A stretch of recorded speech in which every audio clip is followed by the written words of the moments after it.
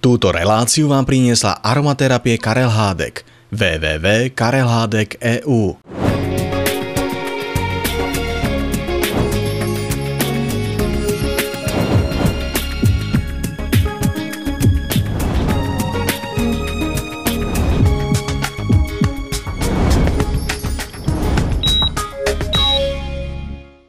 Dobrý deň, milí priatelia. Vítajte pri pravidelnej relácii pre vaše zdravie a pre lepšiu informovanosť v tejto oblasti. Dnes budeme s poprednou slovenskou mykologičkou hovoriť aj o tom, ako sa neotráviť hubami. A s odborníkom o účinkoch rastlinných silíc a výťažkov pri chorobách, s ktorými si ani klasická medicína niekedy nevie poradiť. Sledujete Zdravo. Jeseň je krásna aj na hubárskych potulkách. O Slovensku, ktoré je krajinou hubárov, a o tom, ako sa pri zbieraní a spracovaní húb vyhnúť rizikám, sa budem rozprávať s Ivonou Kautmanovou, poprednou slovenskou mykologičkou zo Slovenského národného múzea. Keby sme to mali tak nejak so svetom porovnávať, tak my sme v podstate hubárska veľmoc. Teda nie len my na Slovensku, ale platí to aj o Čechách, o Poľsku a samozrejme o Rusku. Vôbec slovanské národy sú také hubofilné, dalo by sa povedať. U nás máme tú tradíciu zbierania húb. Takmer každý jeden Slovák niekedy v živote na hubách bol, už či ako dieťa so starými rodičmi alebo s kamarátmi. A to vôbec nie je také samozrejme v iných krajinách, napríklad v anglosaských krajinách táto tradícia úplne chýba. Nemci, Angličania, samozrejme Američania, tí sa veľmi podozrievavo pozerajú na každého, kto chodí na huby, na divé huby do lesa. A napríklad aj Škandinávci, tam dokonca ešte pred 100 rokmi sedlák, že by radšej umrel od hladu, ako by išiel jesť do lesa huby, lebo proste huby sa nepovažovali za potravu pre ľudí. No a u nás je to delikatesa. Vráťme sa k tým našim slovenským hubám. Ak by sme ich mali z toho nášho ľudského, konzumného hľadiska rozdeliť, tak ako? No, jedlé, jedovaté a nejedlé. Nejedlé rozhodne neznamenajú, že by mali byť nejaké škodlivé. Proste tie huby sú nejedlé z jedného dôvodu, buď sú tvrdé, málo výdatné, drobučké, alebo majú niekedy štiplavú alebo horkú chuť. A mnohé z nich sú liečivé, čiže teoreticky sú jedlé, len ich nezaraďujeme do kategórie jedlých húb. Najhoršie pre nás sú tie jedovaté, z ktorých niektoré môžu byť aj smrteľne jedovaté. Muchotrávka zelená, to je tá najznámejšia a skutočne najčastejšia príčina smrteľných otráv. Nie len u nás, ale myslím, že aj vôbec vo svete. Je to zaujímavé, lebo aj keď sú iné a jedovatejšie huby, práve táto muchotrávka spôsobuje veľmi často tie otravy. Možno preto, že je pomerne veľká, vyzerá veľmi sympaticky a lákavo a údajne je dokonca veľmi chutná. Takže na tú si treba dať pozor. Ja si myslím, že kto chce chodiť na huby, nemal by sa tak trápiť, že či pozná 20, 50 alebo 100 druhov húb. Stačí, ak by spoznal 3-4 najnebezpečnejšie, najjedovatejšie druhy húb. Ak sa ich naučí bezpečne rozlišovať, tak síce nie je to záruka, že by sa vyhol otrave hubami, ale nemusí umrieť na huby. Veľká väčšina otrav a veľká väčšina jedovatých húb sú huby, ktoré sú jedovaté tak, že človek vlastne ešte dojedá posledné sústa z obeda alebo do pol hodinky mu príde zle, alebo sa nejak tá otrava prejaví a väčšinou dochádza k nejakému zvracaniu a podobne. Telo sa tých toxínov rýchlo zbaví, človek uteká rýchlo k lekárovi, dá sa mu rýchlo pomôcť. Muchotrávka zelená je zradná v tom, že prvé príznaky sa zjavia po 6, niekedy 12 hodinách, oni potom ešte aj dokonca ustúpia, zase sa človeku uľaví a potom po tej druhej fáze latencie, ako sa hovorí, nastúpi ten hepatálny syndrom a zlyhávanie pečene. A tam už potom ide o minúty. Ešte aj vtedy sa ten človek dá zachrániť, ale musí k tomu lekárovi ísť naozaj veľmi, veľmi rýchlo. S ktorými hubami si najčastejšie ľudia muchotrávku zelenú pomýlia? Je to zaujímavé, lebo v knižkách sa dočítate, že najčastejšie so zelenými plavkami alebo s pečiarkami, ale prax ukazuje, že 99% ľudí si myslelo, že jedia bedle. Pritom bedla sa na muchotrávku zelenú až tak veľmi nepodobá, maximálne svojím tvarom, že dlhá štíhla nožička a veľký klobúčik, ale inak má šupinatý hnedý klobúčik, muchotrávka má klobúčik hladký, zelený. A veľmi dôležité je, ak chceme muchotrávku zelenú spoľahlivo rozlíšiť, všimať si tak tú smrteľnú trojkombináciu, sa tomu dá povedať biele lupene, biely prsteň a biela pošva, čiže ten pohárik, z ktorého vyrastá hlúbik tej huby. Keď má huba tieto 3 znaky, tak ju nikdy v žiadnom prípade nezbierame a nejeme. Ktoré huby okrem muchotravky zelenej by nám ešte mohli poriadne nabúrať naše zdravie alebo aspoň ten žalúdok? Je ich viacej, sú to niektoré vláknice. Vláknica patujardová je taká najčastejšia. Hodvábnica veľká, známa aj pod starším názvom zvonovec olovový, tá spôsobuje veľmi nepríjemné otravy. Ďalšie druhy muchotrávok, muchotrávka tigrovaná je napríklad pomerne prudko jedovatá, ale to sú všetko huby, ktoré spôsobujú také tie tráviace nevoľnosti a podobne.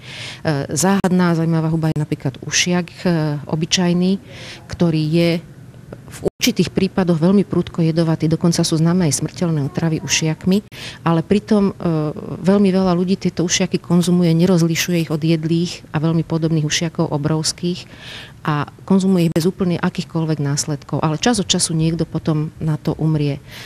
Bolo zistené, že niektoré plodnice ušiakov obsahujú jed gyromitrín, ale neobsahujú ho všetky. Taká rada pre ľudí, ktorí začínajú zbierať huby, aby začali s tzv. Hrybovitými hubami. To znamená tie dubáky, suchohryby, kozáky, masliaky. To sú tie, ktoré majú na spodku pod klobučikom takú tú špongiu, my to voláme rúrky odborne. Medzi nimi nie sú žiadne prudko jedovaté druhy. Dokonca aj hryb satanský je po uvarení jedlý. Nie je síce veľmi chutný, ale žiadna nejaká zásadná otrava s ním nehrozí. Čiže ľudia, ktorí zbierajú tieto dubáčiky, suchohryby a podobne, nejaké to kuriatko možno, ktoré sa dá ľahko poznať, tí sa neotrávia. Nebezpečné začína byť, keď začnú zbierať tzv. Lupenaté huby, ktoré majú pod klobúkom tie lupienky, radiátoriky, tomu deti hovoria. A tam už potom, najmä u všelijakých bledosfarbených bielých druhov, tam hrozí veľmi často možnosť zámeny s nejakými jedovatými. Aké je to bezpečné spracovanie húb? No u nás na Slovensku je najobľúbenejší spôsob sušenia. To je taký najtradičnejší a v podstate aj najbezpečnejší.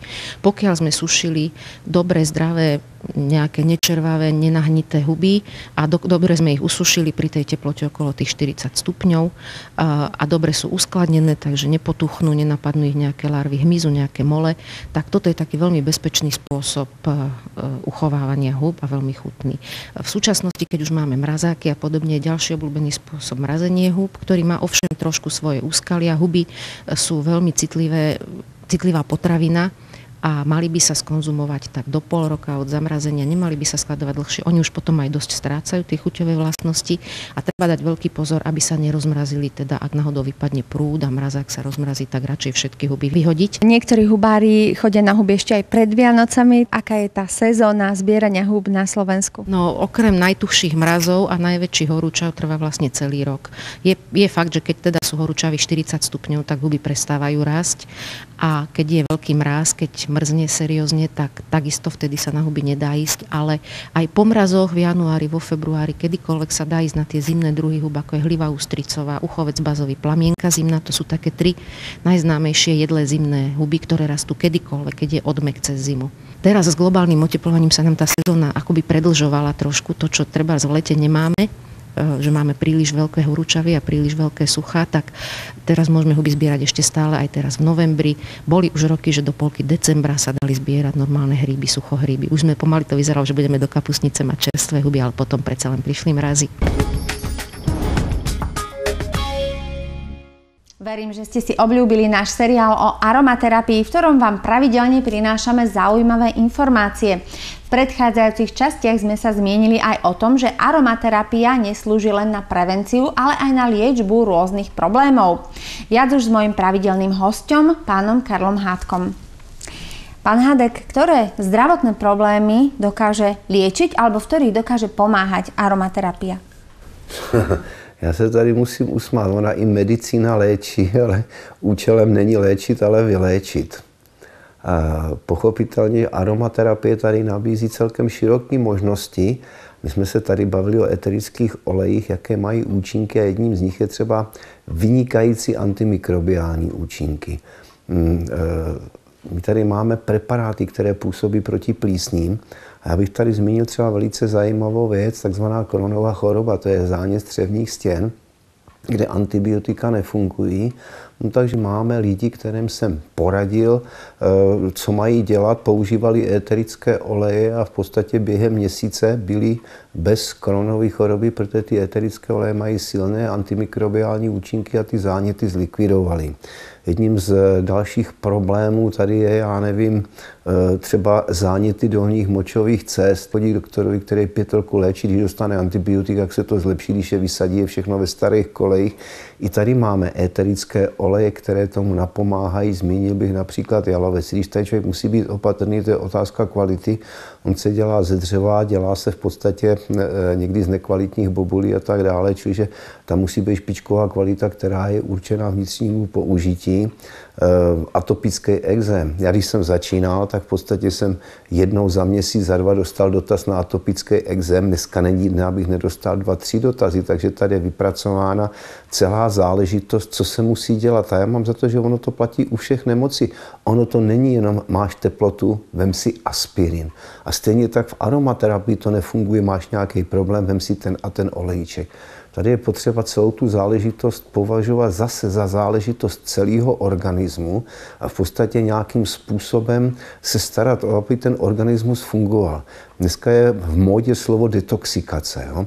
Určitě to je důležitá věc, aby ten organismus neměl v sobě toxické látky, ale vlítnout s tím, já tady mám fantastické věci na detoxikaci, a nepřipravit ten organismus na to, aby byly posíleny orgány, které tu detoxikační funkci v těle mají, považuji zase za nedostatečnou věc. A třeba u starších lidí bych to považoval velice nebezpečný, protože to tělo si ty toxické látky někde uloží a pokud já je uvedu do organismu, pokud je uvolním a ty vylučovací orgány nejsou nastaveny na to, aby to vyloučit, tak vznikají nový problémy a to není účelem. Takže vždycky se snažím v podstatě vyléčit, ale ani tady aromaterapie v podstatě nelze říci, že by byl zázrak. Já bych řekl, že je to umění s tím pracovat. Jo? Slyšel jsem, aromaterapie léčí rakovinu a já nevím, fůru takových věcí. To je medvědí služba aromaterapie. Ona může být pomocným prostředkem. Já nevím, třeba antidepresivní účinky. Já je považuji za značně diskutabilní a o tom je potřeba povídat, co si pod tím pojmem antidepresivní účinek představíme. V podstatě tady je nejdřív nutný u těch lidí, aby se zjistil zdroj těch depresí, pokud to možný je, aby se odstranil a potom ty eterické oleje můžou, já bych řekl, zjasnit náladu, zpříjemnit den, a že by působili proti depresím. Když to řeknu, máte deprese, protože vám umřel někdo blízký, tak je nesmysl, aby vám tady eterický olej pomohl. Někoho vyhodí z práce, on má deprese, tak mu nemůžu říct, čuchej eterický olej, přestaneš být deprese, ten člověk potřebuje práci. A ten eterický olej potom může zpříjemnit prostředí, či je to taková jedna z možných opatření. Na druhou stranu jsou tady i případy, kdy vyloženě ta aromaterapie pomáhá tak, že docílí toho, co je od ní žádáno, to je to vyléčení. Nikoliv jenom léčení až do smrti, nikoliv zaléčení, už jsem tyto termíny slyšel, kdy paní, já nevím, co bych s váma dělal, já jsem vás léčil, já jsem vás zalečil a tím to končí, no tak o dnešní medicíně. Někdy něco šíleného. Ak ste sa zapojili do našej súťaže o darčekové poukazy aromaterapie Karel Hadek v hodnote 35 € a ste medzi víťazmi, blahoželáme. Súťažiť môžete i naďalej, a to tak, že na uvedené adresy nám napíšete, ako sa v zimnom období chránite pred prechladnutím. Teším sa na vaše odpovede i na vás a dovidenia opäť pri relácii Zdravo.